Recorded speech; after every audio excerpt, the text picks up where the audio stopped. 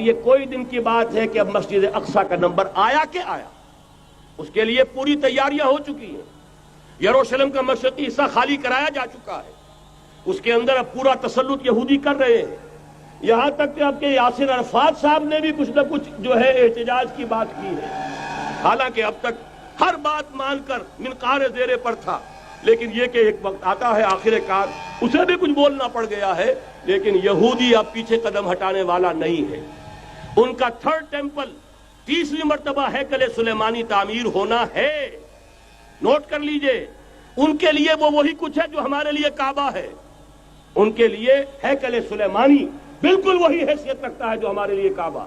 وہ ہیکل سلیمانی ایک مرتبہ پہلے نبوکدنضر کے ہاتھوں مسمار ہوا، پھر سن 70 عیسوی میں ٹائٹس کے ہاتھوں مسمار ہوا، سن 70 کے بعد آج 1995 میں کتنے برس ہو گئے؟ پورے 1925 برس ہو گئے کہ ان کا کعبہ زمین بوس پڑا ہوا ہے۔ اب تک تو ان کا بس نہیں تھا، اب تو بس ہے کہ نہیں؟ اب ان کی حکومت ہے کہ نہیں؟ اب شاہ حسن ہو چاہے شاہ حسین، ان کے نوکر اور چاکر ہیں یا نہیں؟ اب انہیں ڈر کس کا ہے؟ لہذا کوئی دن کی بات ہے مسجد اقصی شہید ہوگی اور ٹیمپل کی تعمیر شروع ہوگی۔ یہ تو بہرحال ایک نقشہ ہے۔ اگلا نقشہ آپ کو بتانا چاہتا ہوں، ایک دوسری تصویر ہے۔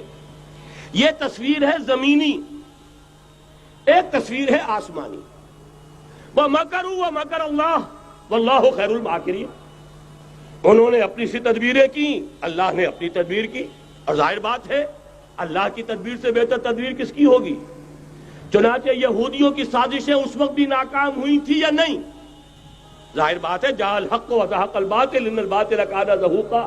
لہذا یہ آیتیں دونوں اعلان کر رہی ہیں کہ یہودیوں کی سازشیں بالآخر ناکام ہوں گی اور دین حق کا بول بالا ہو کر رہے گا۔ یہ تو ان آیتوں سے ظاہر ہے۔ یریدون لیطفئوا نور اللہ بافواہہم واللہ متم نورہ ولو کرہ الکافرون۔ یریدون ان یطفئوا نور اللہ بافواہہم ویابى اللہ الا یتم نورہ ولو کرہ الکافرون۔ هو الذی ارسل رسولہ بالہدی ودین الحق لیظہرہ علی الدین کلہ ولو کرہ المشرکون۔ اللہ نے تو بھیجا ہی ہے اپنے رسول کو اس فیصلے کے ساتھ اور یہ ذمہ داری اور مشن دے کر کہ جو دین حق آپ کو دے کر بھیجا جا رہا ہے اسے غالب کیجئے، نافذ کیجئے، قائم کیجئے۔ اس مشن کے ساتھ بھیجا جا رہا ہے۔ قرآن کہتا ہے ببانگ دہل وَمَا أَرْسَلْنَاكَ إِلَّا كَافَّةً لِلنَّاسِ بَشِيرًا وَنَذِيرًا۔ اے محمد صلی اللہ علیہ وسلم، ہم نے نہیں بھیجا ہے آپ کو مگر پوری نوع انسانی کے لیے بشیر اور نذیر بنا کر۔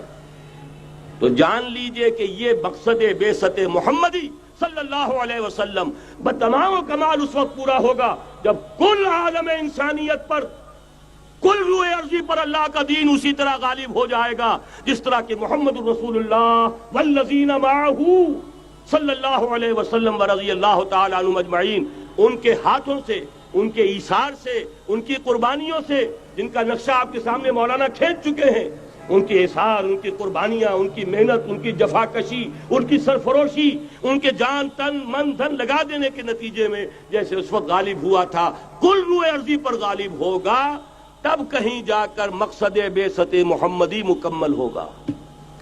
یہی وجہ ہے اقبال نے کہا تھا وقت فرصت ہے کہاں، کام ابھی باقی ہے، نور توحید کا اتمام ابھی باقی ہے۔